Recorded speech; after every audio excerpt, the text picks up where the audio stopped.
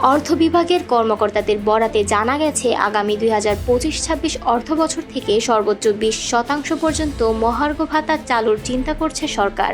এই ভাতার চূড়ান্ত হার নির্ধারণে 20 মে অর্থ উপদেষ্টা সালেহ উদ্দিন আহমেদের সভাপতিত্বে একটি বৈঠক হবে। কর্মকর্তারা গণমাধ্যমকে জানিয়েছেন, নতুন অর্থবছরের বাজেটে এই ভাতার জন্য বরাদ্দ রাখা হবে বলে আশা করা হচ্ছে। প্রাথমিকভাবে 20% পর্যন্ত ভাতার খসড়া তৈরি হচ্ছে। শেখ হাসিনার সরকারের সময়ের 5% বিশেষ প্রণোদনা ভাতা বাতিল করে এই মহার্ঘ ভাতা চালুর পরিকল্পনা রয়েছে। এই ভাতা চালু হলে সরকারকে বেতন ভাতা খাতে অতিরিক্ত ব্যয় বহন করতে হতে পারে প্রায় 7,000 কোটি টাকা।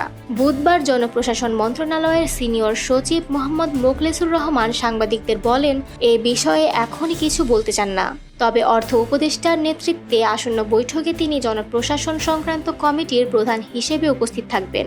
অর্থ মন্ত্রণালয়ের কর্মকর্তারা জানান, প্রধান উপদেষ্টার সম্মতি মিললেই বাজেট বক্তৃতায় এই মহার্ঘ ভাতার ঘোষণা আসতে পারে।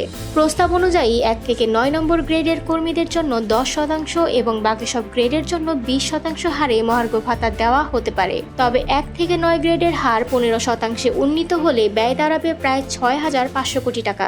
গত ডিসেম্বরে গঠিত একটি কমিটি 10 থেকে 20 নম্বর গ্রেডের জন্য 20% এবং 1 থেকে 9 নম্বর গ্রেডের জন্য 10 থেকে 15% ভাতার সুপারিশ করেছিল।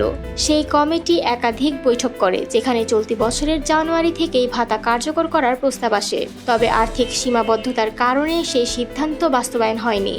নিয়মিত ভাতা কার্যকর না করায় প্রশাসনের অভ্যন্তরে বিশেষ করে নিম্ন আয়ের কর্মীদের মধ্যে অসন্তোষ তৈরি হয়েছে, এমনটি ধারণা করছেন সরকারের নীতি নির্ধারকরা। এর ফলে সরকারের ভাবমূর্তিতে নেতিবাচক প্রভাব ফেলতে পারে।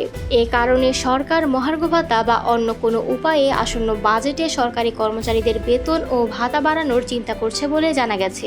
চলতি বাজেটে সরকারি চাকরিজীবীদের বেতন ভাতার জন্য বরাদ্দ রয়েছে 82,990 কোটি টাকা, যা মোট বাজেটের 10.41%।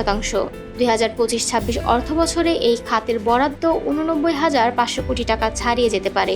তবে মহার্ঘ ভাতা যোগ হলে ব্যয় 97,000 কোটির কাছাকাছি পৌঁছাতে পারে।